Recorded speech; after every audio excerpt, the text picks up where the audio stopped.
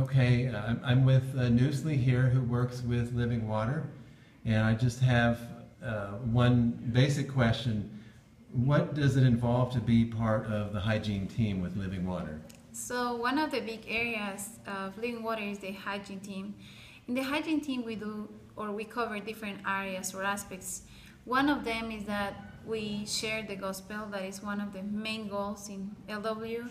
And then in the other aspect, we try to break bad habits and just try to improve the quality of the people, of the life of the people in the different communities we work in. Our days usually start on Monday. We visit all the houses and invite all the people from the community, especially the adults, to join on in different lessons and activities that we do, and we run in every afternoon during 3 days. That is Monday, Tuesday, and Wednesday.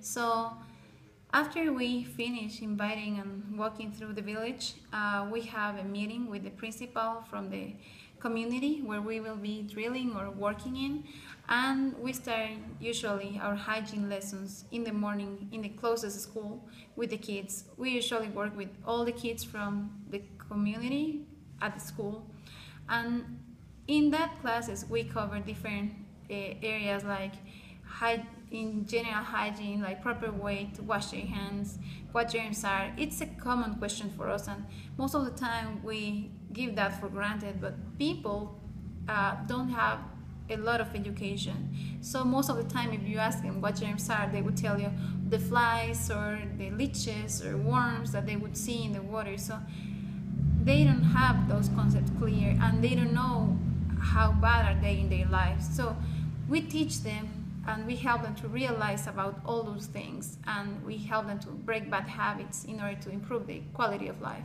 So in the morning we teach all those different lessons and a Bible lesson.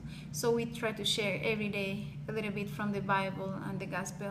And the last day we have the salvation story with a bracelet with different color beads, and so they will have the bracelet with the beads with the salvation story, and that is something that they'll keep so they can remind the salvation story.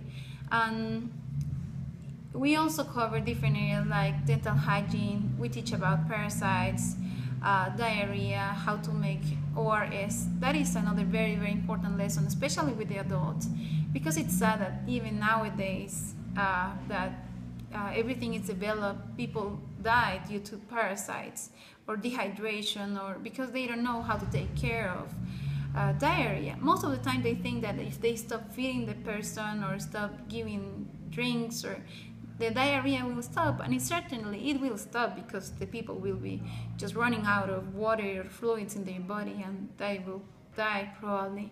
So we teach them how to take care of that, how to deal with the different situations, when to seek for medical help, and so that is part of our program too. I just thought of another question.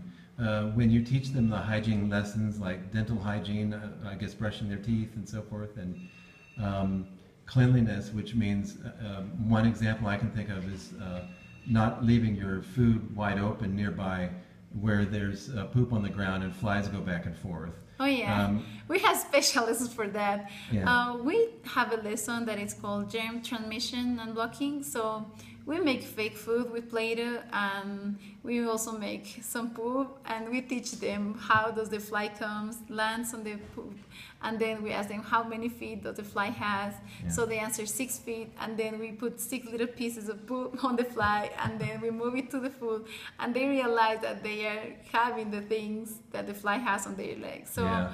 And let me ask you, is that anything, has anybody in the community ever said, oh, I already do this? No. Or is this all brand new information for these people? Like 90% it's brand new information. So they know that flies are bad, but they don't know that they will cause them a lot of illnesses. They would know that maybe if they drink or they have things that are not good, or they would get sick, but they don't know the reasons, they like from the bottom of the problem. Okay. So it is really nice to see them, how do they get amazed about the different little things that will change their lives. And it sounds like the children really enjoy it. They have a lot of fun with the people in the hygiene team. Oh yeah, we make different crafts, we have games, we have activities. So it's not like you will just go to the front and you will just give them some information or a lesson. So we start with crafts, we do different activities for each lesson so they can remember about the bad and good things, like about germs and hand washing. They make a happy and a sad hand, and we glue the germs, the little pictures of germs, so they can remember that their hands will be sad if they have germs on it, but then we glue in the other hand a well and soap, so they can remember that they have to wash their hands constantly. So, and we play with them. That is another very important thing.